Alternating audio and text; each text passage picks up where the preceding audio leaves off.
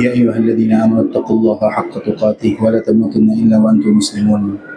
يا أيها الناس اتقوا ربكم الذي خلقكم من نفس واحدة وخلق منها زوجها وبث منهما رجالا كثيرا ونساء واتقوا الله الذي تساءلون به والأرحام إن الله كان عليكم رقيبا.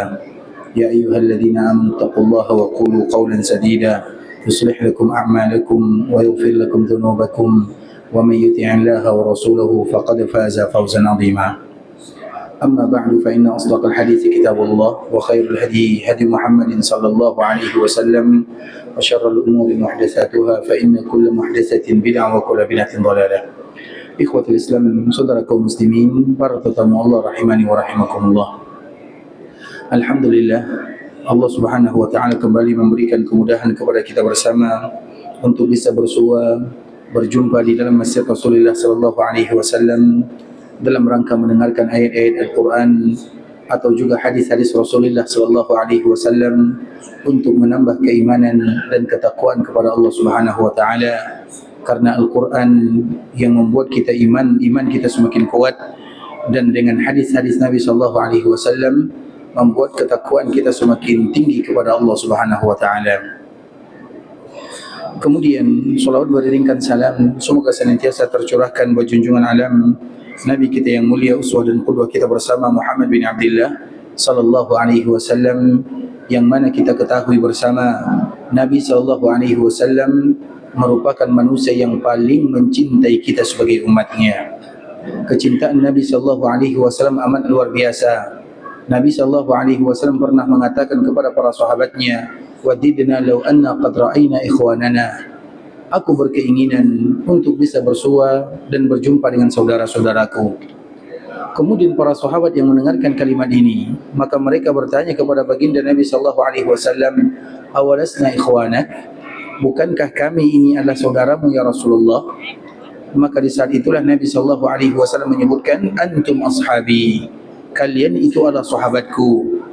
Sedangkan saudaraku, mereka yang belum ada, mereka yang belum lahir, mereka yang tidak bersua dengan diriku.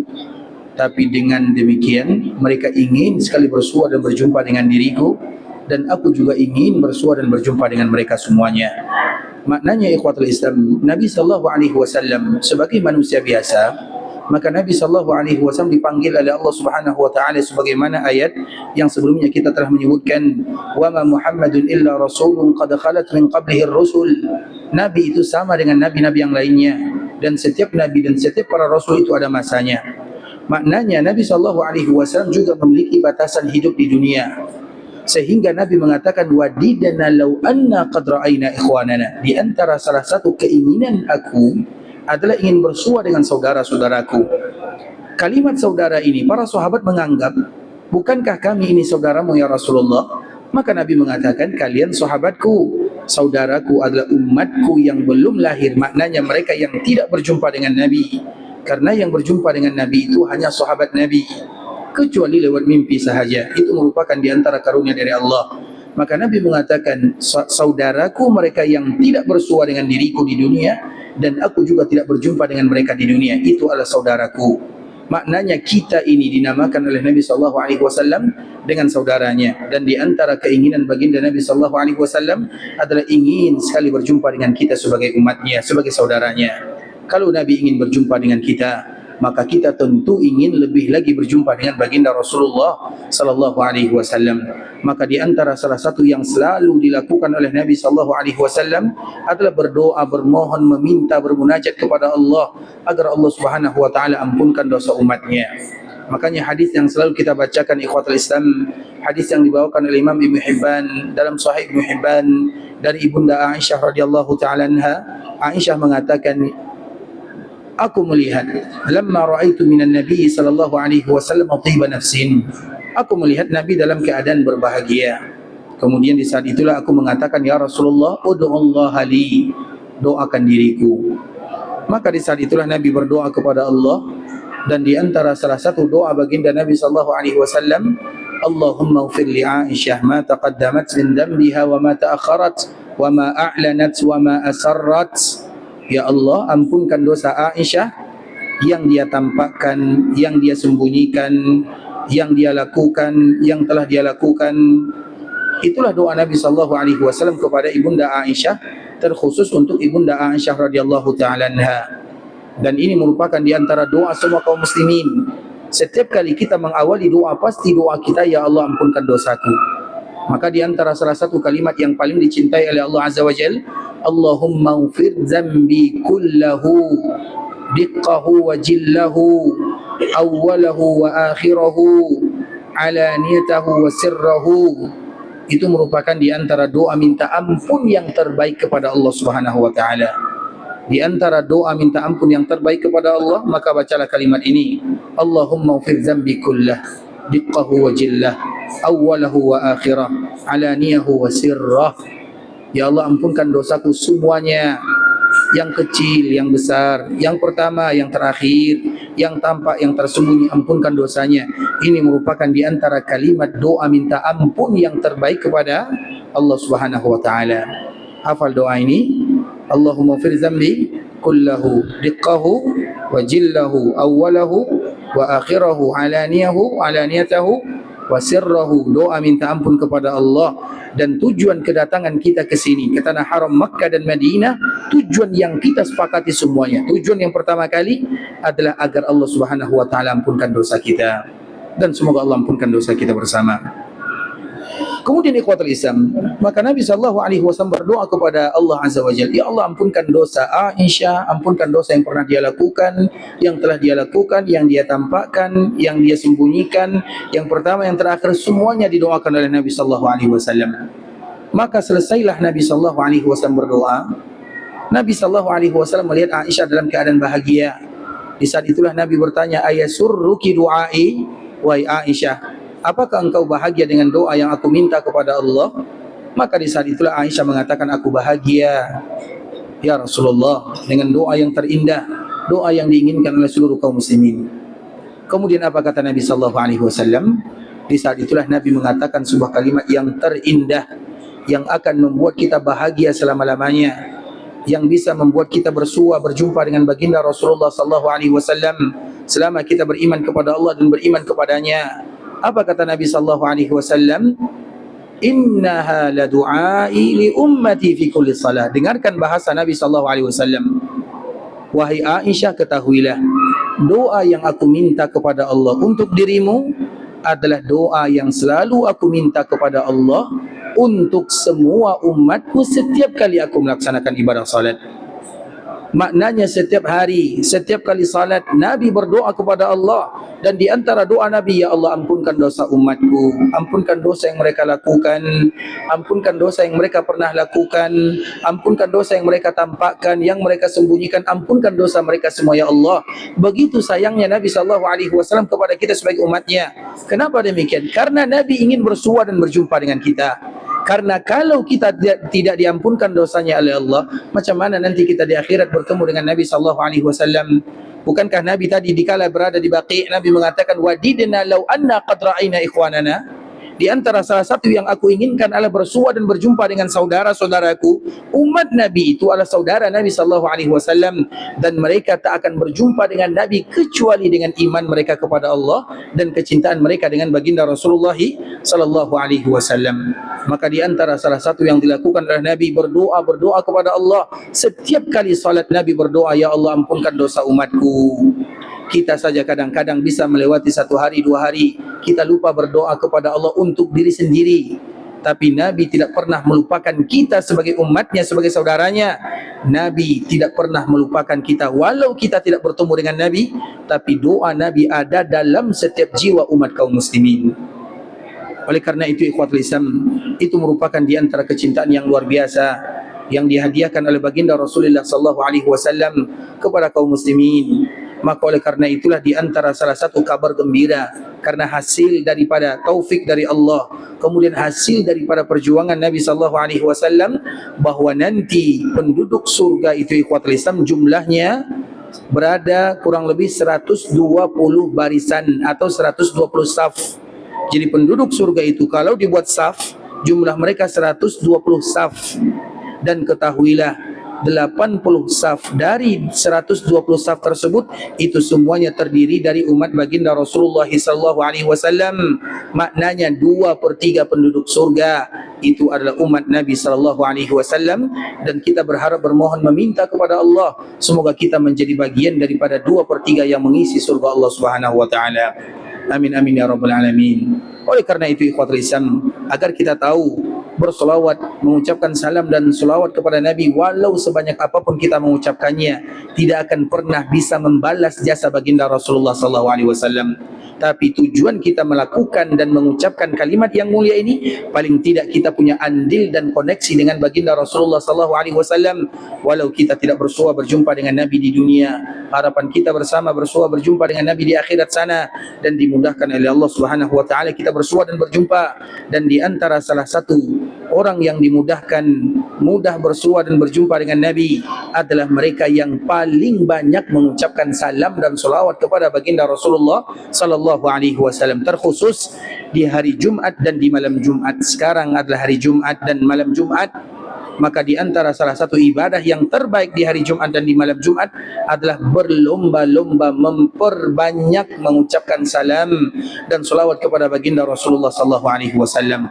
Apa kata Nabi sallallahu alaihi wasallam? Salatu ummati tu'radu alayya fi kulli yaumi jumu'ah. Salawat yang dibacakan umatku akan selalu diperlihatkan, disampaikan, disebutkan kepadaku setiap hari Jumat. Semakin banyak umat bersolawat, maka semakin membuat Nabi bangga dan bahagia dengannya. Maka jangan haramkan diri dari ibadah yang mulia ini, tanda kita mencintai baginda Nabi sallallahu alaihi wasallam. Allahumma salli ala Muhammad wa ala ahli baitihi wa ala azwajihi wa dhurriyyatihi kama sallaita ala Ibrahim wa ala ali Ibrahim innaka Hamidum Majid. Allahumma barik ala Muhammad wa ala ahli baitihi wa ala azwajihi wa dhurriyyatihi kama barakta ala Ibrahim wa ala ali Ibrahim innaka Hamidum Majid.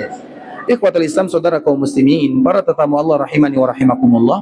Alhamdulillah, Allah Subhanahu wa taala kembali memberikan kemudahan kepada kita untuk bisa bersua berjumpa di sini dalam rangka mengetahui apa kewajiban yang harus kita lakukan kepada Allah Subhanahu wa taala dan yang mesti kita tunaikan kepada baginda Rasulullah sallallahu alaihi wasallam. Masih terlalu banyak kewajiban yang kita lalaikan kepada Allah dan untuk nabinya.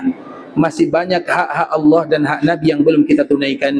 Oleh karena itu ikhwatul Islam, di antara salah satu tujuan daripada kita duduk di sini adalah ingin mengetahui haknya Allah atau haknya baginda Rasulullah sallallahu alaihi wasallam, supaya dengan kita mengetahui hak dan kewajiban, mudah bagi kita untuk menunaikan kewajiban kita sebagai hamba Allah Subhanahu wa taala dan sebagai umat baginda Rasulullah sallallahu alaihi wasallam. Di antara salah satu kewajiban kita kepada baginda Rasulullah sallallahu alaihi wasallam dikala kita berada di kota Madinah adalah berziarah ke perkuburan Nabi sallallahu alaihi wasallam. Karena bagi kita yang Allah mudahkan datang ke kota Madinah, maka mesti mereka mencari 2 masjid dan 3 perkuburan. Yang pertama adalah Masjid Nabawi, itu adalah tujuan pertama kaum muslimin. Yang kedua adalah Masjid Quba, itu adalah tujuan kedua kaum muslimin. Yang ketiga baru perkuburan baginda Nabi sallallahu alaihi wasallam dan kedua orang sahabatnya Abu Bakar As-Siddiq dan Umar bin Khattab radhiyallahu taala anhuma. Bagi kita yang Allah mudahkan berziarah ke perkuburan Nabi dan usahakan untuk berziarah ke perkuburan Nabi sallallahu alaihi wasallam, bisa jadi berziarah ke perkuburan Nabi sallallahu alaihi wasallam dilakukan secara terpisah. Bisa jadi berziarah ke perkuburan Nabi sallallahu alaihi wasallam dilakukan ketika Allah mudahkan kita berada di raudhah. Kedua-duanya boleh kita lakukan. Karena ada di antara sebahagian kaum muslimin, ketika Allah mudahkan mereka masuk ke dalam raudhah, maka di saat itu juga mereka memanfaatkan salah satu momen yang indah, berziarah ke perkuburan baginda Rasulullah sallallahu alaihi wasallam. Karena memang raudhah dan perkuburan Nabi sallallahu alaihi wasallam tak ada jaraknya. Maknanya dikala mereka berada di samping Nabi sallallahu alaihi wasallam, maka sekaligus mereka dimudahkan oleh Allah berziarah ke perkuburan baginda Rasulullah sallallahu alaihi wasallam. Karena yang harus kita ketahui, di dalam raudhah tidak ada ibadah yang dikhususkan. Di dalam raudhah tidak ada ibadah yang dikhususkan. Maknanya semua ibadah boleh dilakukan. Bisa dipahami? Dikala seorang muslim dimudahkan oleh Allah berada di raudhah, tidak ada ibadah yang dikhususkan. Maknanya boleh bagi mereka melakukan semua ibadah yang mudah bagi mereka melakukannya. Kalau Allah mudahkan mereka salat, sila mereka salat. Kalau mereka misalnya batal wuduknya, tak mungkin mereka berwuduk lagi, dan mereka sudah berada di raudhah, tak mungkin mereka salat tanpa wuduk, tak mungkin mereka bertayamum, maka mereka akan baca Quran. Kalau mereka tak bisa baca Quran, maka mereka berdoa. Kalau tak bisa berdoa, maka mereka berziarah ke kuburan Nabi sallallahu alaihi wasallam. Artinya, di antara salah satu yang mesti dilakukan oleh kaum muslimin dikala mereka berada di raudhah adalah ibadah yang bebas. Karena memang Nabi sallallahu alaihi wasallam hanya menyebutkan satu keutamaan raudhah. Raudhah itu ikhwatul Islam, keutamaannya kata Nabi sallallahu alaihi wasallam dalam hadis yang dikeluarkan oleh Imam Bukhari dan Imam Muslim, "Ma baina baiti wa mimbari raudhatun min riyadil jannah wa mimbari ala haudi." Di antara rumahku dan mimbarku adalah taman di antara taman-taman surga, dan mimbarku ada di telagaku. Itu merupakan di antara hadis yang bercerita tentang keutamaan raudhah. Siapa di antara kita yang pernah mendengarkan siapapun yang berdoa di raudhah, maka doanya akan dikabulkan oleh Allah Subhanahu wa taala? Ada di antara kita yang pernah dengar hadis ini? Ada? Ada atau tidak? Siapa yang jawab ada, angkat tangan dan sebutkan hadisnya mana. Nah, siapa yang bisa jawab? Apakah pernah kita mendengarkan riwayat dari Nabi sallallahu alaihi wasallam, siapapun yang berada di raudhah maka doanya akan dikabulkan oleh Allah Azza wa Jalla? Ada atau tidak? Ada yang bisa jawab? Berarti kalau tak ada yang jawab berarti tak ada ya? Ada atau tak ada? Ada? Tidak ada, ikhwatul Islam. Tidak pernah kita mendengarkan Nabi sallallahu alaihi wasallam mendengarkan siapapun yang berdoa di raudhah, doanya pasti dikabulkan oleh Allah Azza wa Jalla. Nabi tidak pernah mengatakan kalimat ini. Satu-satunya keutamaan raudhah, ma baina baiti wa mimbari raudhatun min riyadil jannah. Di antara rumahku dan mimbarku taman di antara taman-taman surga. Ibadah apapun yang kita lakukan di sana, doa, salat, zikir, baca Quran, berziarah ke kuburan Nabi, maka seolah-olah atau ibadah itulah yang bisa mengantarkan kita ke dalam surga. Itu keutamaan raudhah. Maknanya ikhwatul Islam, bebas bagi kita mau berada di dalam raudhah, kita akan berdoa. Karena kenapa demikian? Karena sebahagian kaum muslimin dikala mereka datang ke Masjid Nabawi, mereka tidak akan berdoa di Masjid Nabawi kecuali dikala jadwal mereka di raudhah. Kalau tak di raudhah, mereka malas berdoa. Walaupun berdoa asal-asalan dalam berdoa kepada Allah Azza wa Jalla. Bisa dipahami? Padahal kita tahu sekarang kalau kita salat di raudhah, salat 2 rakaat kemudian berdoa, baru kita baca bismillahirrahmanirrahim, maka kita sudah diusir. Iya atau tidak? Waktu kita berapa menit di sana? Kalau memang doa dikabulkan di sana, kapan kita waktunya berdoa kepada Allah Azza wa Jalla? Dan memang Nabi tidak pernah mengatakan orang yang berdoa di raudhah pasti dikabulkan. Tidak ada Nabi mengatakan demikian. Maknanya berdoa di Masjid Nabawi akan dikabulkan oleh Allah Azza wa Jalla. Mau berada di raudhah, mau berada di luar raudhah, selama kita berada di dalam Masjid Nabawi, maka berdoalah kepada Allah Subhanahu wa taala. Makanya orang yang misalnya diusir dari raudhah karena waktu, karena kadang-kadang semua kita ingin berlama-lama di raudhah. Tapi bagaimanalah ikhwatul Islam, semua kaum muslimin ingin, jadwal kita terbatas. Kalau kita tidak dimudahkan berdoa di sana, maka Masjid Nabawi semuanya tempat berdoa kepada Allah Azza wa Jalla. Karena memang di raudhah sebagaimana tadi kita menyebutkan, Nabi tidak pernah mengkhususkan salah satu ibadah di antara ibadah yang lain. Maknanya semua ibadah boleh kita lakukan. Dan semua ibadah yang kita lakukan bisa menyebabkan kita diantarkan oleh Allah Subhanahu wa taala ke dalam surga. Karena memang kita sedang beribadah di salah satu tamannya.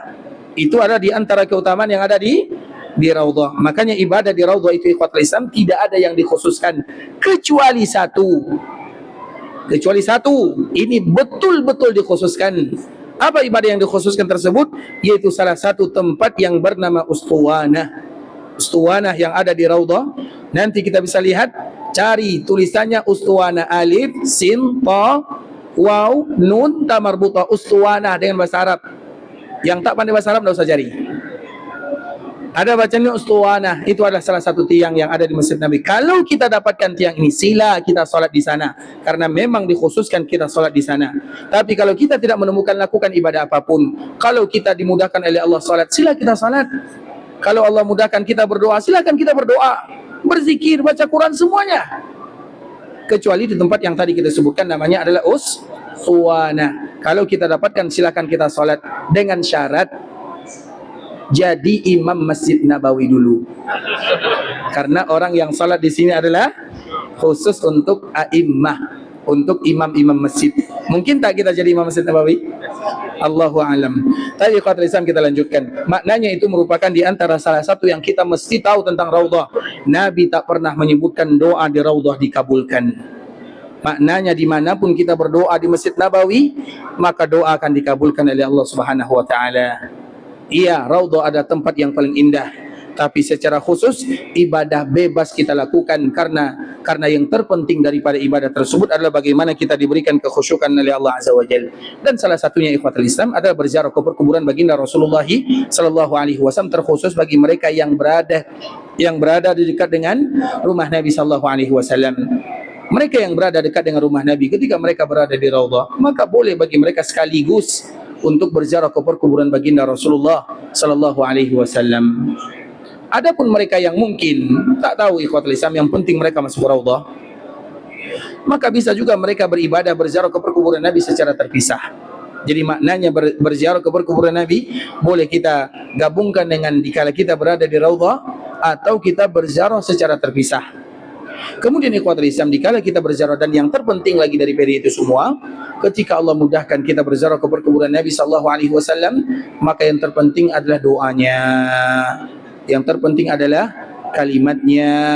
Yang terpenting adalah apa yang kita baca, hadiah terindah untuk baginda Rasulullah sallallahu alaihi wasallam, dan doa yang mesti dibaca oleh kaum muslimin ketika mereka berziarah ke kuburan baginda Rasulullah sallallahu alaihi wasallam adalah dengan ucapan assalamu alayka ya Rasulullah wa rahmatullahi wa barakatuh, sallallahu wasallama wa baraka alayka wa jazaka afdala ma jaza nabiyan an ummati. Ini adalah di antara kewajiban kita yang sesungguhnya. Dikala kita berziarah ke kuburan baginda Nabi yang mulia Muhammad bin Abdullah sallallahu alaihi wasallam, di antara doa yang kita baca adalah assalamu alayka ya Rasulullah wa rahmatullahi wa barakatuh, sallallahu wasallama wa baraka alayka wa jazaka afdala ma jaza nabiyan an ummati. Assalamu alayka ya Rasulullah, keselamatan untukmu ya Rasulullah, wa rahmatullahi wa barakatuh, rahmat untukmu, kasih sayang untukmu, keberkahan dari Allah untukmu, sallallahu wasallama wa baraka alayka, salawat dari Allah, salam dari Allah, keberkahan dari Allah untukmu ya Rasulullah, wa jazaka afdal, dan kami berdoa bermohon meminta kepada Allah agar Allah berikan kepadamu yang terbaik, balasan yang terindah, yang mulia, yang sempurna, ma jaza nabiyyan an ummati, sebagaimana Allah berikan balasan kepada semua para nabi. Itu merupakan di antara doa yang kita baca ketika nanti Allah mudahkan kita berziarah ke kuburan baginda Rasulullah sallallahu alaihi wasallam. Assalamu alayka ya Rasulullah wa rahmatullahi wa barakatuh, sallallahu wasallama wa baraka alayka wa jazaka afdala ma jaza nabiyan an ummati. Sudah hafal doanya? Yang tak hafal doanya berarti tak cinta Nabi sallallahu alaihi wasallam. Ingat itu baik-baik bahasa ini. Yang tak hafal doanya berarti mereka tak mencintai Nabi sallallahu alaihi wasallam. Berarti yang mau mencintai Nabi dan yang ingin cinta Nabi dan mereka mencintai Nabi, hafal dulu doanya. Sudah hafal? Sudah hafal atau belum? Wahai orang-orang yang Allah mudahkan datang ke kota Madinah, apa hadiah terindah kita kepada baginda Nabi yang mulia dikala kita berziarah ke kuburannya? Tentu itu merupakan pertanyaan. Kita ke Madinah, orang-orang yang kita cintai pasti kita berikan hadiah yang terindah. Iya atau tidak? Siapapun yang kita cintai, kita datang ke kota Madinah, pulang ke kampung halaman yang kita cintai, istri kita berikan hadiah yang terindah, anak kita berikan hadiah yang terindah, cucu kita berikan hadiah yang terindah. Sekarang mana hadiah terindah untuk baginda Nabi sallallahu alaihi wasallam? Maka hadiah terindah untuk Nabi adalah doa ini. Assalamu alayka ya Rasulullah wa rahmatullahi wa barakatuh, sallallahu wasallama wa baraka alayka wa jazaka afdala ma jaza nabiyan an ummati. Siapa yang di sini umurnya 60 tahun sudah hafal? Ada yang hafal umur 60 tahun ke atas? Baik, umur 55? Ada? Yang 50? Ada? Tak ada yang hafal? Yang 40? Macam mana nih ikhwatul Islam? Tak hafal doa berziarah ke kuburan Nabi sallallahu alaihi wasallam. Itu baru Nabi, belum lagi Abu Bakar. Untuk Abu Bakar kita mengucapkan Assalamu alayka ya Abu Bakar wa jazaka an ummatil islami khairal jaza wa jazaka an ummatil islami khairal jaza. Untuk Umar kita juga mengucapkan Assalamu alayka ya Umar wa jazaka an ummatil islami khairal jaza. Tiga ini yang kita ziarahi dikala kita berada di kota Madinah. Maknanya antara Nabi, Abu Bakar dan Umar itu satu kesatuan. Karena siapapun yang berziarah ke perkuburan Nabi, mesti bagi mereka berziarah ke perkuburan Abu Bakar dan Umar, karena mereka lokasi tempatnya sama-sama dikuburkan dalam tempat dan dalam kamar Ibunda Aisyah radhiyallahu taala anha. Dan akan kita jelaskan ikhwatul Islam, karena memang pembahasan kita adalah bagaimana ketika kita berada di kota Madinah berziarah ke perkuburan Nabi, dan cerita sejarah yang mesti diketahui oleh kaum muslimin adalah bagaimana wafatnya baginda Rasulullah sallallahu alaihi wasallam. Namun sebelum itu semua, mesti kita harus ingat, hafalkan doa berziarah ke perkuburan baginda Rasulullah sallallahu alaihi wasallam. Hafalkan doa berziarah ke perkuburan Abu Bakar As-Siddiq. Hafalkan doa berziarah ke perkuburan Umar bin Khattab radhiyallahu taala anhuma. Pertanyaannya masih sama, sudah hafal atau belum? Sudah? Yang syabab ya. Assalamu alayka ya Rasulullah wa rahmatullahi wa barakatuh. Sallallahu wa sallama wa baraka alayka wa jazaka afdala ma jaza nabiyyan an ummati.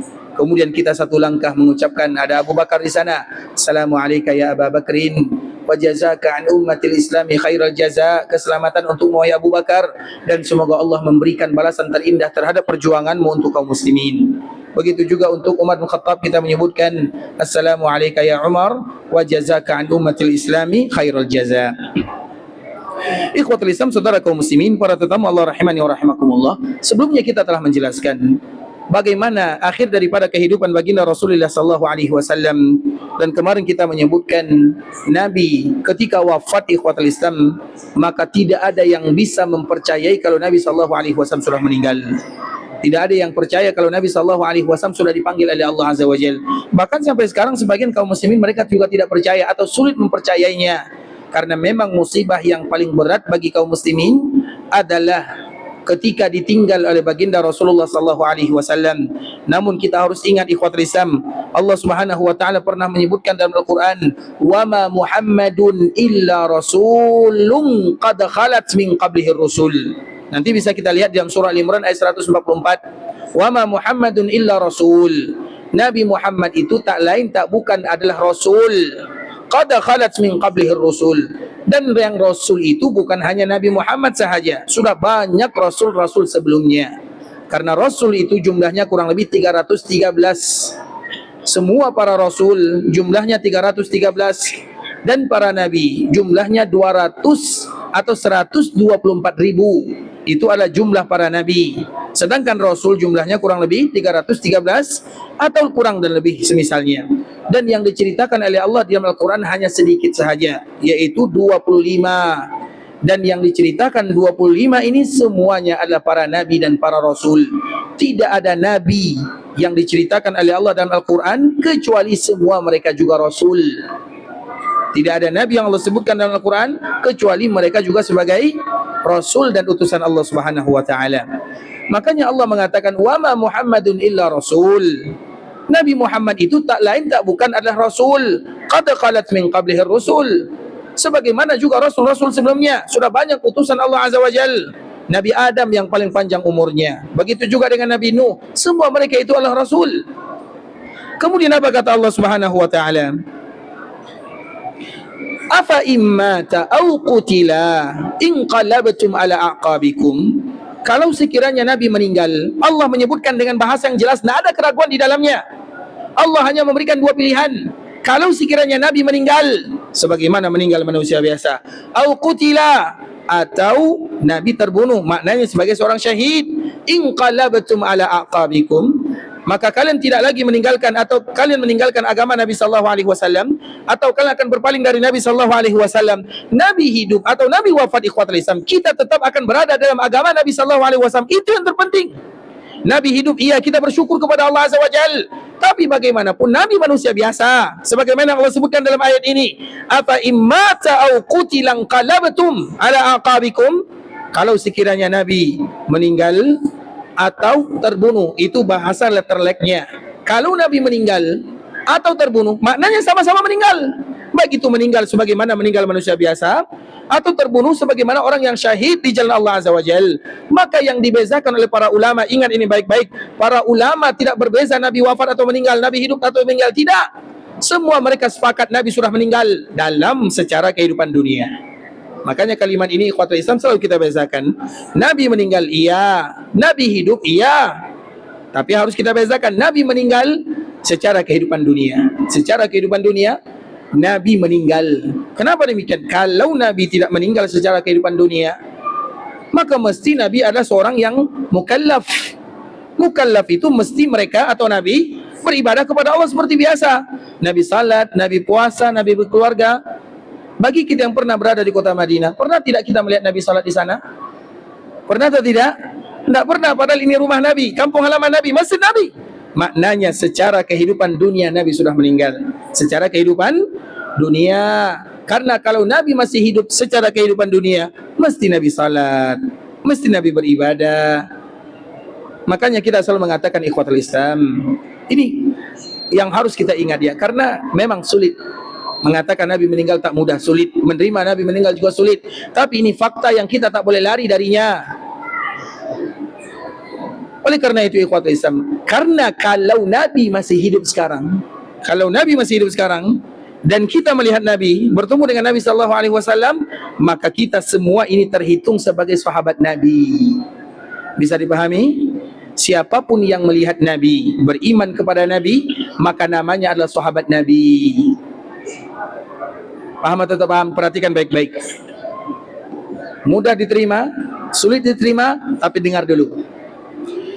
Kemuliaan sahabat Nabi radhiyallahu ta'ala anhum, satu-satunya yang Allah berikan kemuliaan kepada mereka, yaitu mata mereka yang dimuliakan oleh Allah bisa melihat baginda Rasulullah dalam keadaan terjaga. Itu kemuliaan sahabat Nabi. Makanya definisi sahabat, apa definisi sahabat? Mereka yang beriman kepada Nabi, mereka yang melihat Nabi, dan mereka yang wafat dalam keadaan beriman kepada Nabi. Itu definisi sahabat. Baik, apa definisi umat Nabi? Apa definisi umat Nabi?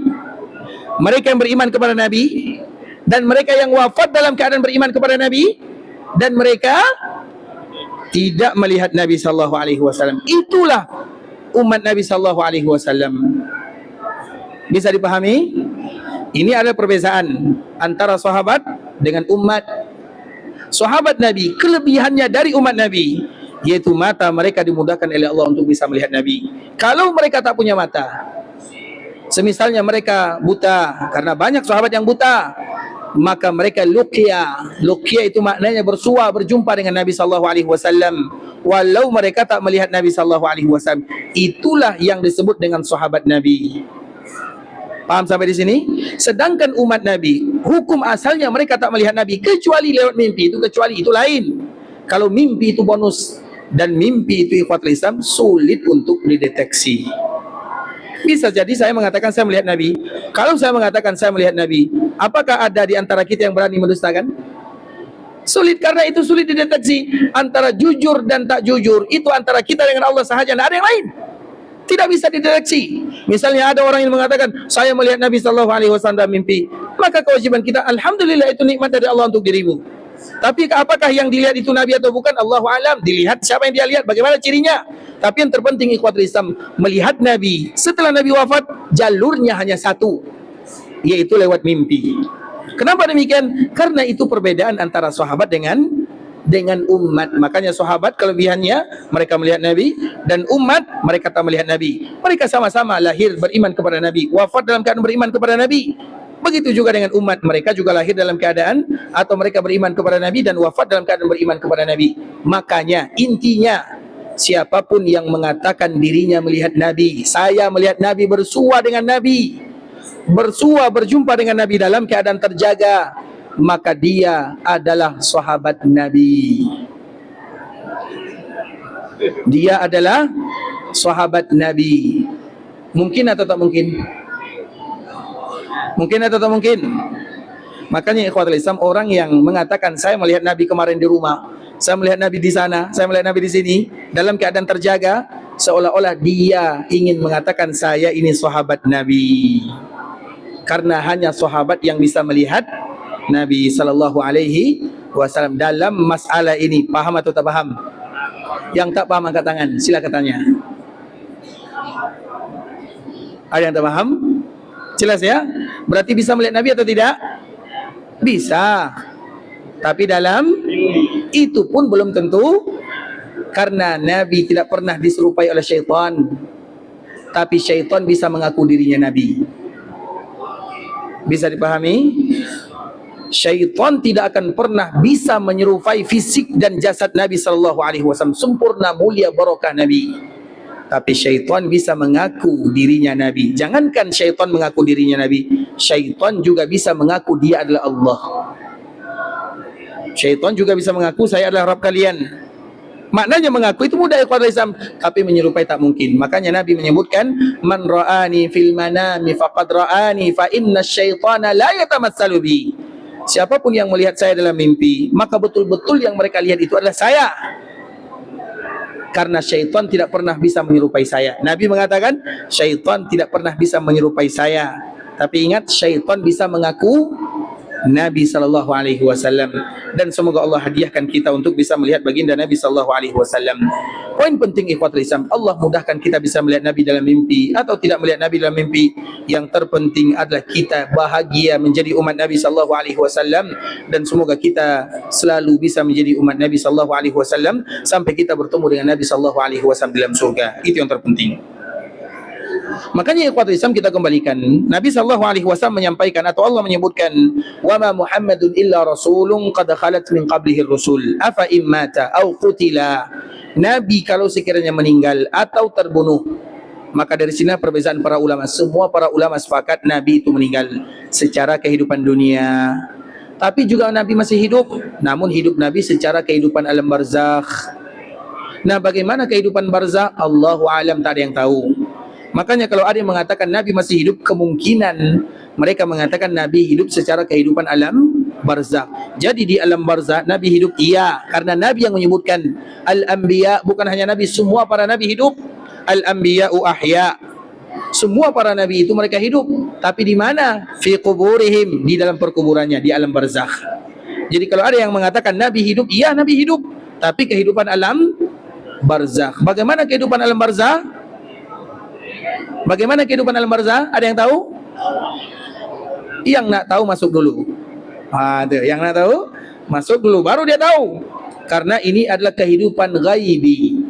Ghaibi itu maknanya Allah tak perlihatkan kepada kita macam mana kita hidup di dalam barzakh. Nah, berarti kalau kita tak tahu barzakh, berarti kita tahu tak macam mana Nabi hidup di dalam barzakh? Tapi kita yakin dan kita mengetahui bahwa Nabi hidup, iya, tapi hidup barzakhi. Maka disebut dengan hidup secara hidup barzakhi. Bagaimana kehidupan Nabi? Allahu a'lam. Sedangkan apabila mengatakan Nabi wafat, iya Nabi wafat, tapi wafat dalam keadaan sebagai manusia biasa secara kehidupan dunia. Karena kita selalu mengatakan hidup kita itu melalui beberapa alam.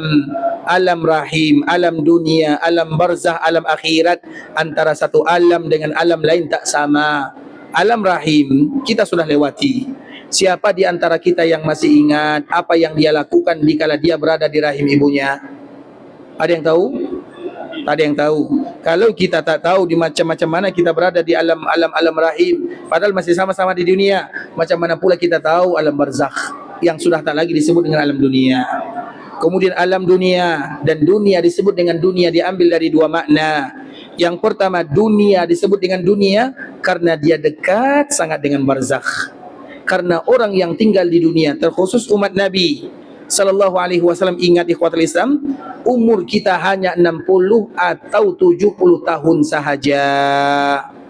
A'maru ummati ma baina 60 ila 70. Nabi menyebutkan umur umatku tak lebih daripada 60 atau 70, dan yang lebih daripada 70 hanya sedikit sahaja. Maknanya umur kita yang aktif beribadah, berinteraksi hanya 60 atau 70 tahun saja. Dan kita coba bayangkan ikhwatul Islam, setelah 30 tahun, setelah 40 tahun, setelah 50 tahun, tak ada lagi satu pun di antara kita yang berjumpa di sini berada di dunia. Bisa jadi semua kita sudah berkumpul di alam barzah, di dalam perut bumi. Sekarang kita duduk di sini, tapi 40 tahun, 30 tahun ke depan, 50 tahun ke depan, satu pun di antara kita mungkin tak ada lagi yang tinggal di dunia. Semua kita sudah berkalang tanah. Kita sudah berada di dalam perut bumi, agar kita tahu bahwa kita tidak akan pernah selama-lamanya. Orang-orang sebelum kita, ikhwatul Islam, mereka juga demikian keadaannya. Dan nanti akan lagi datang generasi berikutnya, mereka juga demikian keadaannya. 50 tahun, tak ada lagi yang kekal di dunia. Dan itu merupakan hukum alam yang harus kita ketahui. Mau tidak mau, kita akan kembali kepada Allah. Mau tidak mau, kita akan semuanya akan meninggal. Kalau tidak mau meninggal, maka jangan hidup. Itu kaedahnya. Karena orang yang hidup pasti meninggal. Maknanya ikhwatul Islam, semua manusia mesti akan meninggal. Dan alam dunia, makanya disebut dengan dunia. Karena dunia itu maknanya dekat, singkat. Dunia itu dekat, singkat. Singkat dengan alam barzah, dekat sangat ikhwatul Islam. Jarak kita itu hanya 60 tahun atau 70 tahun. Sedikit yang lebih daripada 70 tahun. Sedikit. Kalau perlu lebih, kita sudah sakit-sakitan, obat-obatan, sulit salat, sulit beribadah kepada Allah Azza wa Jalla. Itu hukum dunia. Kemudian setelahnya apa? Setelahnya barzakh. Oleh karena itu ikhwatul Islam, itu makna dunia. Kemudian makna dunia yang kedua. Kenapa dunia disebut dengan dunia? Dunia disebut dengan dunia diambil dari kata dana'ah. Dana'ah itu maknanya terhina. Sesuatu yang terhina. Makanya Allah tidak pernah memuji dunia. Bahkan hukum asalnya dunia terlaknat. Apa kata Nabi SAW? Ad-dunya mal'unah. Dunia itu terlaknat. Maknanya tadi disukai oleh Allah Azza wa Jalla secara hukum asal. Ad-dunya mal'una, mal'unun ma fiha. Semua yang ada di dalamnya ikut terlaknat. Semuanya tanpa terkecuali. Bahkan kita sebagai manusia, kecuali 4. Yang tak terlaknat itu kecuali 4. Yang pertama, mereka yang berzikir dan mereka yang bersama orang-orang yang berzikir. Yang ketiga, yang belajar, dan yang keempat, yang mengajarkan agama Allah Azza wa Jalla. 4 ini yang tidak terlaknat. Maka ambil salah satunya supaya kita tidak mendapatkan laknat yang tadi kita sebutkan. Jelas hadis Nabi SAW, ad-dunya mal'una, mal'unun ma fiha. Dunia itu semuanya terlaknat dan semua yang ada di dalamnya juga ikut terlaknat, kecuali illa zikrullah, kecuali mereka yang berzikir kepada Allah Azza wa Jalla, wa man wala, dan mereka yang ikut bergabung bersama orang-orang yang berzikir. Kita sedar ikhwatul Islam, kadang kita lemah beribadah. Kadang kita tak kuat berzikir kepada Allah. Kita tak kuat baca Quran. Kita tak kuat solat banyak, kecuali wajib-wajib saja.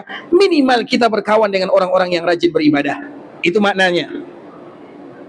Kemudian yang ketiga, atau mereka yang belajar agama Allah Azza wa Jalla, atau yang mengajarkan agama Allah, itulah mereka yang keluar daripada laknat. Dan inilah yang disebutkan oleh Allah di dalam Al-Quran. A'udzubillahi minasyaitonirrajim. Bismillahirrahmanirrahim. Sebuah ayat yang Imam Syafi'i rahimahullahu ta'ala menyebutkan, kalau Allah tidak menurunkan Al-Quran kecuali ayat ini, maka cukup menjadi pelajaran bagi kaum muslimin semuanya. Ayat yang semua kita hafal, wal asr innal insana lafi khusr. Demi masa, demi waktu, manusia semuanya rugi. Dalam hadis Nabi, manusia semuanya terlaknat, semuanya, kecuali Allah mengatakan illalladzina amanu wa amilus salihat. Ini maknanya orang yang berzikir dan orang-orang yang bersama orang-orang yang berzikir. Wa tawasau bil haq. Wa tawasau bil haq itu maknanya mereka yang belajar dan mengajar agama. Wa tawasau bis sabar, itu mereka yang sabar dalam melakukan 4 ini. Maka cari salah satunya supaya kita tidak termasuk ke dalam laknat dari hadis yang tadi disebutkan oleh baginda Rasulullah sallallahu alaihi wasallam, ad-dunya mal'unah. Tapi ikhwatul Islam, kita agak sedikit menyimpang dari tajuk pembahasan ya. Kita kembalikan lagi, yaitu tentang Nabi sallallahu alaihi wasallam. Nabi sallallahu alaihi wasallam hidup iya, tapi hidup barzakhi. Nabi wafat iya secara kehidupan dunia. Karena kita berada di dunia, maka kita bahas wafatnya Nabi secara kehidupan dunia. Kemudian kemarin kita menyebutkan ikhwatul Islam, Allah mengatakan afa imma ta'au qutila, kalau sekiranya Nabi meninggal atau terbunuh, Maka makna daripada ayat ini, Nabi wafat bisa jadi wafat seperti manusia biasa atau wafat secara orang yang syahid di jalan Allah Subhanahu wa taala. Terlepas daripada itu semua, sambungan ayat yang paling penting, inqalabtum ala aqabikum, apakah kalian akan berpaling dari agama Allah Azza wa Jal? Apakah kalian beriman dikala Nabi hidup sahaja, kemudian dikala Nabi meninggalkan tidak lagi beriman kepada Allah? Seolah-olah itu yang disampaikan oleh Allah Azza wa Jal. Maka kemarin kita menyebutkan ikhwatul Islam, ketika Nabi wafat, semua orang-orang yang ada di Jazirah Arabiyah mereka ingin keluar dari agama Islam, kecuali dua. Yang pertama orang Madinah dan yang kedua orang Mekah. Orang Madinah karena Abu Bakar As-Siddiq, karena taufik dari Allah, kemudian karena Abu Bakar As-Siddiq. Dan yang kedua orang Mekah karena Allah, kemudian karena salah seorang sahabat yang namanya adalah Suhail bin Amr. Kemarin kita menyebutkan. Untuk Abu Bakar ikhwatul Islam, kemarin kita telah menyebutkan apa ucapan Abu Bakar kepada penduduk Madinah. Man kana ya'budu Muhammadan fa inna Muhammadan qad mat. Siapapun di antara kalian yang menyembah Muhammad, maka ketahuilah Nabi Muhammad meninggal. Maknanya tak mungkin kita menyembah Nabi. Kita beribadah sesuai aturan Nabi, bukan menyembah Nabi. Seolah-olah itu bahasa Abu Bakar As-Siddiq. Wa man kana ya'budullah, dan siapapun di antara kalian yang beribadah kepada Allah, fa innallaha hayyun la yamut. Allah adalah zat yang maha hidup dan kekal untuk selama-lamanya. Jadi seolah-olah Abu Bakar memberikan semangat kepada para sahabat yang ada di kota Madinah. Nabi hidup, kita akan tetap menyembah Allah. Nabi wafat, kita tetap akan menyembah Allah, karena Allah yang kekal untuk selama-lamanya. Di saat mendengarkan kalimat Abu Bakar As-Siddiq, maka di saat itu pula kuat keimanan orang-orang yang ada di Madinah, sehingga tidak ada satupun di antara mereka yang meninggalkan Nabi dan meninggalkan agama Nabi yang mulia ini. Semua mereka bertahan dalam agama. Sedangkan mereka yang berada di Mekah, maka itu dikuatkan oleh salah seorang sahabat yang bernama Suhail. Suhail ini ikhwatul Islam, kita menceritakan sedikit tentang Suhail. Suhail ini adalah khutabaul Arab. Suhail ini adalah khutbah. Khutbah itu adalah orang yang pandai berbicara. Khutbah, khatibnya, kalau dia sudah mulai berbicara, maka tidak akan ada yang mengantuk. Tidak sama dengan saya. Kalau saya bicara banyak yang mengantuk ya. Baik. Khutbaul Arab, maknanya kalau Suhail berbicara, maka semua orang akan, dia diberikan oleh Allah bahasa yang indah, penyampaian yang bagus, retorika yang bagus sekali. Itu adalah Suhail.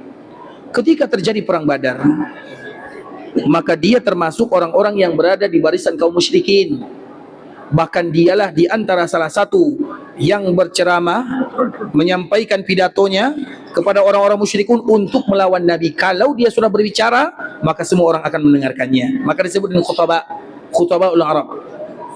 Kemudian ikhwatul Islam, dikala terjadi perang Badar, maka dia termasuk orang yang tertangkap menjadi tawanan kaum muslimin. Kemarin kita menyebutkan yang menjadi tawanan kaum muslimin kurang lebih 70 orang. Salah satunya adalah Al-Abbas, paman Nabi. Salah satunya adalah menantu Nabi Abul As. Dan salah satunya adalah Suhail bin Amr. Mereka ini adalah pemimpin mereka yang punya suara di Mekah Al-Mukarramah. Tapi mereka termasuk orang-orang yang tertangkap dikala terjadi perang Badar. Salah satunya Suhail. Kemudian kemarin sebelumnya juga telah kita sebutkan, Nabi bersepakat atau bermusyawarah dengan para sahabatnya, apa yang harus kita lakukan kepada para tawanan. Maka pada akhirnya Nabi mengambil fidyah. Dan salah satu yang diambil fidyah adalah Suhail bin Amr, karena Suhail ini termasuk orang kaya di Mekah. Dia adalah khutbah dan dia juga orang kaya, dan dia termasuk orang yang diambil fidyah. Ketika diambil fidyah, maka Umar tak mau. Umar mengatakan kepada Nabi SAW, ya Rasulullah, daripada kita mengambil fidyah untuk Suhail, maka bagaimana kiranya kita cabut saja giginya. Dicabut giginya. Kenapa? Karena kalau tak ada gigi, macam mana nanti dia bicara? Malu. Karena dia adalah orang yang selalu memberikan provokasi kepada orang-orang Quraisy untuk melawan Nabi SAW. Bahkan dikala terjadi perjanjian Hudaybiyah, yang terjadi perjanjian antara Nabi dengan orang-orang Quraisy, maka orang Quraisy itu diwakili oleh Suhail. Suhail inilah yang menjadi wakil orang-orang Quraisy. Dia baru masuk Islam pada tahun ke-7 atau tahun ke-8 Hijriah.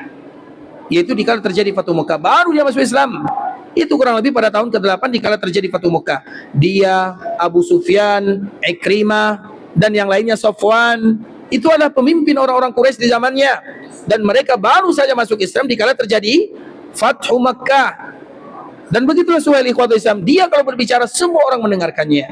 Kemudian Suhail ini apa kata Umar bin Khattab, ya Rasulullah, kita cabut saja giginya supaya nanti dia tidak lagi berbicara, pandai memberikan provokasi.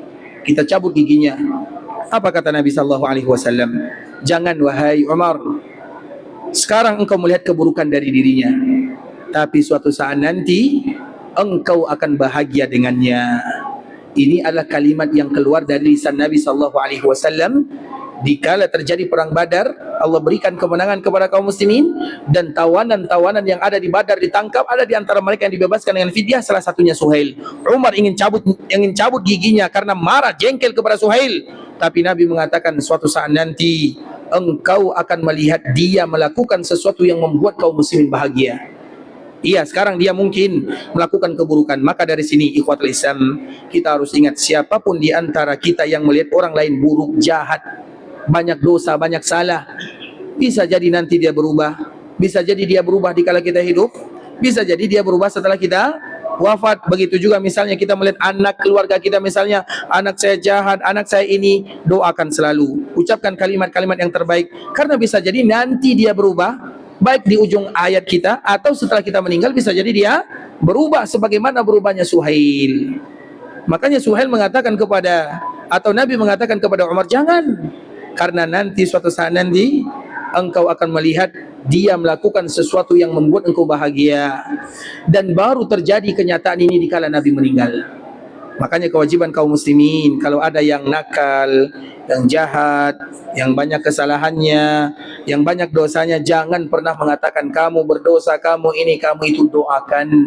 Kalau tidak bisa mendoakan, maka diam, jangan katakan kata-kata yang buruk. Karena siapapun yang mengatakan kata-kata yang buruk kepada saudaranya, fataqulu fatubtala, bisa jadi suatu saat nanti kita pun akan diuji oleh Allah dengan yang demikian. Ada orang yang suka jalan-jalan misalnya dia menghamburkan hartanya kepada sesuatu yang diharamkan oleh Allah Azza wa Jalla. Kemudian kita mengatakan kamu seperti ini, kamu. Bisa jadi nanti kita diuji oleh Allah dengan orang tersebut. Sama. Fataqulu fatubtala. Maka jaga lisan. Yang harus kita lakukan kepada orang yang kita lihat bisa jadi mereka banyak salah, banyak dosa, nakal, jahat. Kalau kita tidak bisa mengatakan kalimat-kalimat yang terbaik, maka jangan katakan yang buruk. Karena pilihan kita hanya dua, katakan kalimat yang terbaik dan doakan dia. Dua ini selesai siapapun. Misalnya kita melihat orang yang memimpin, siapapun dia, yang memimpin, yang dipimpin. Ada pemimpin kita misalnya jahat, nakal, atau misalnya yang demikian, jangan katakan kecuali dua ini.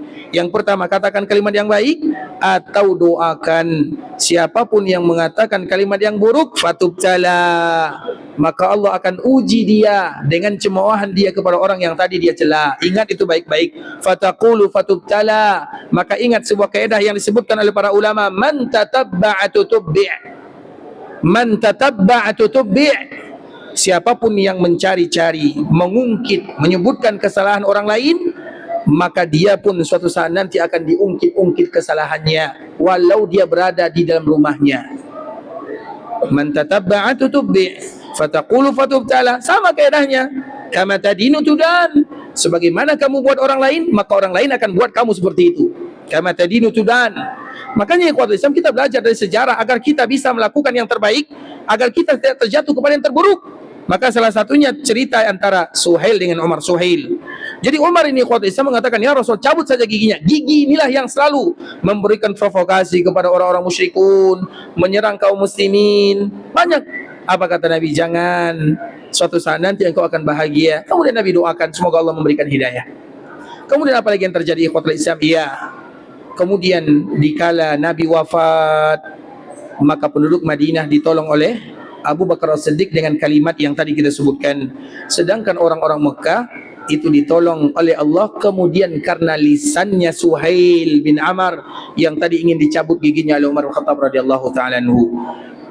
Dikala mendengarkan Nabi wafat ikhwatul Islam, maka orang-orang Mekah mereka juga ingin keluar dari agama Islam.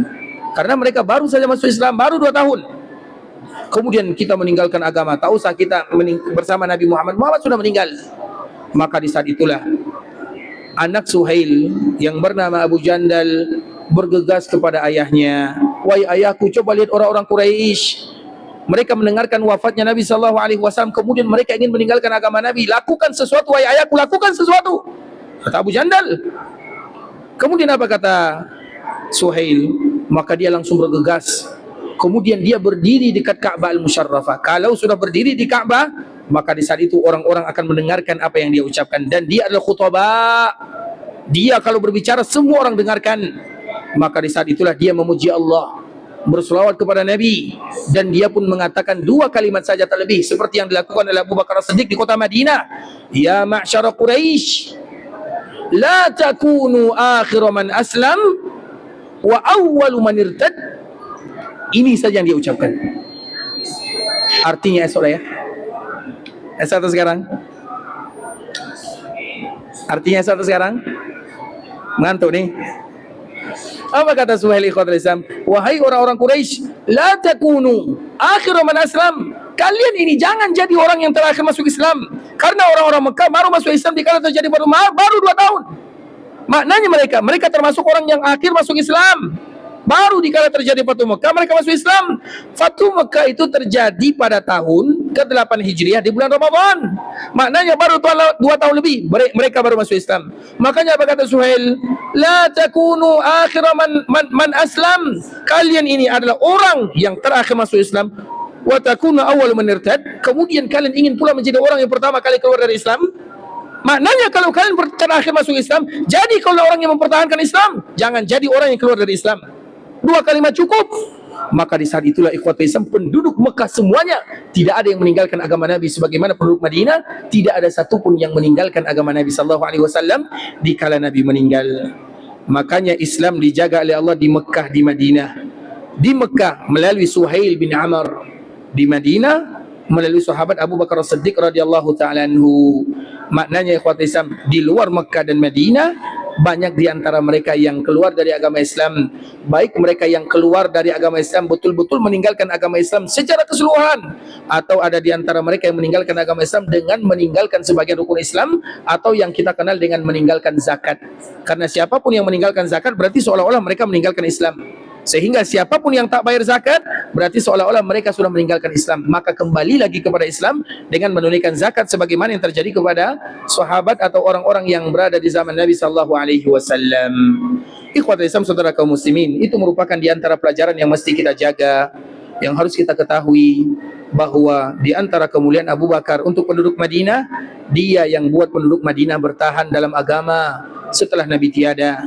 Dan kemuliaan yang dimiliki oleh Suhail, dia yang membuat bertahan penduduk Mekah ketika Nabi SAW dipanggil oleh Allah Subhanahu wa taala. Setelah ini baru Nabi SAW diselenggarakan jenazahnya. Nabi SAW dimandikan, Nabi dikafankan, Nabi disalatkan, Nabi dikuburkan, dan itulah yang terjadi kepada Nabi. Yang memandikan Nabi, yang mengkafankan Nabi itu orangnya sama, yaitu mereka yang menjaga Nabi di kala Nabi SAW sakit. Dan insyaAllah nanti akan kita kembali sambung ikhwatul Islam. Semoga memberikan manfaat kepada kita bersemua. Yang terpenting adalah bagaimana kita selalu berada dalam agama baginda Rasulullah SAW, baik di kala Nabi hidup atau di kala Nabi wafat. Yang terpenting adalah bagaimana kita selalu istiqamah dalam agama Islam. Dan di antara salah satu doa yang wajib dihafal oleh kaum muslimin, Allahumma ahyini muslimin, ya Allah hidupkan aku dalam keadaan Islam, wa tawaffani muslimin, wafatkan aku dalam keadaan Islam, wa alhiqni bis salihin, kumpulkan aku bersama orang-orang saleh, ghaira khazaya wala maftunin, jangan hinakan diriku, jangan fitnah aku. Maknanya jangan berikan fitnah, karena hidup ini fitnah, harta fitnah, dunia fitnah, anak fitnah, keluarga fitnah.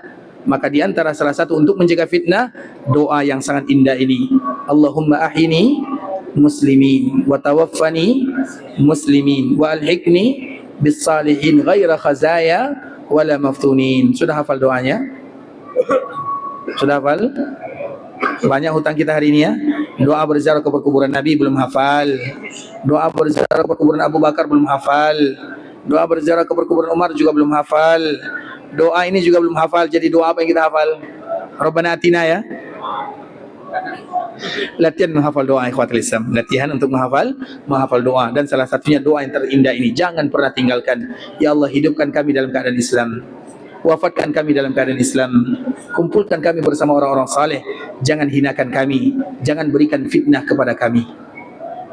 Orang yang mengucapkan doa ini akan diselamatkan oleh Allah di dunia dan akan diselamatkan oleh Allah di akhirat sampai dia bertemu dengan Nabi dan dimudahkan langkahnya masuk surga, dan semoga Allah mudahkan langkah kita semua masuk dalam surga.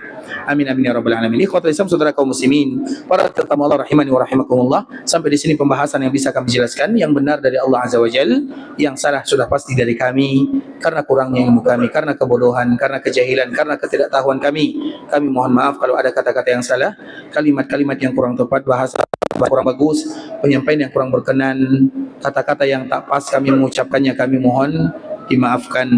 Dan kita senantiasa memberikan motivasi kepada kaum muslimin akan hadis Nabi sallallahu alaihi wasallam, man jaa masjidi hadza lam ya'tihi illa li khairin yata'allamuhu aw yu'allimuhu fa huwa bi manzilatil mujahidi fi sabilillah. Siapapun yang berada di dalam Masjid Nabawi, dan dikala mereka berada di dalam Masjid Nabawi, mereka belajar agama atau mengajarkan agama, mereka baca Quran atau mendengarkan Al-Quran, mereka baca hadis Nabi atau dengarkan hadis Nabi, maka mereka pada saat itu sama dengan orang yang sedang berjihad di jalan Allah Azza wa Jalla. Semoga duduknya kita di sini antara maghrib sampai isya dalam waktu yang singkat, dalam waktu yang tak lama, tapi kita berharap semoga Allah jadikan kita sebagai orang yang sedang berjihad di jalannya. Semoga Allah ampunkan dosa kita bersama. Semoga Allah ampunkan dosa orang tua kita, dosa saudara-saudari kita, keluarga kita, masyarakat kita, tetangga kita, dosa orang-orang yang pernah berjasa dalam kehidupan kita, dan dosa seluruh kaum muslimin, baik mereka yang masih hidup ataupun mereka yang sudah meninggal. Kalau ada di antara kita yang sakit, ya Allah berikan kepada mereka kesembuhan dan kesehatan. Kalau ada di antara kami yang berhutang, berikan kelunasan dan kemudahan. Kalau ada di antara kami yang tertimpa musibah, bantu untuk selesai dan keluar dari musibah dan masalah. Kalau ada di antara kami yang ingin pergi ke Mekah, ya Allah terima semua amal ibadahnya, kabulkan setiap doa dan permintaannya, jadikan umrahnya adalah umratan mabrurah wa sa'yan mashkura wa zamban maghfura. Kalau ada di antara kami yang ingin meninggalkan tanah haram Makkah Madinah, ya Allah mudahkan perjalanannya, lancarkan urusannya, kembalikan mereka kepada keluarga yang ditinggalkan dalam keadaan sehat wal afiat, dan semoga senantiasa diberikan kesempatan kemudahan untuk kembali mendapatkan undangan datang ke tanah haram Makkah dan Madinah. Semoga Allah berikan kepada kita keberkahan dalam kehidupan, keberkahan dalam harta, keberkahan dalam keluarga, keberkahan dalam usaha, keberkahan dalam anak dan keturunan. Semoga Allah berikan kepada kita keikhlasan dalam beribadah. Semoga Allah berikan kepada kita istiqamah dalam agama, dan semoga kita semua wafat dalam keadaan husnul khatimah, sebagaimana Allah mudahkan kita menjadi tetangga Nabi di kota Madinah. Ya Allah jadikan kami tetangga Nabi di dalam surga untuk selama-lamanya. Amin amin ya rabbal alamin. Subhanakallahumma bihamdika asyhadu an la ilaha illa anta astaghfiruka wa atubu ilaik. Wa sallallahu wa sallim ala nabiyyina wa habibina wa khalilina wa sayyidina Muhammadin wa ala alihi wa sahbihi wa sallam tasliman katsira. Assalamualaikum warahmatullahi wabarakatuh.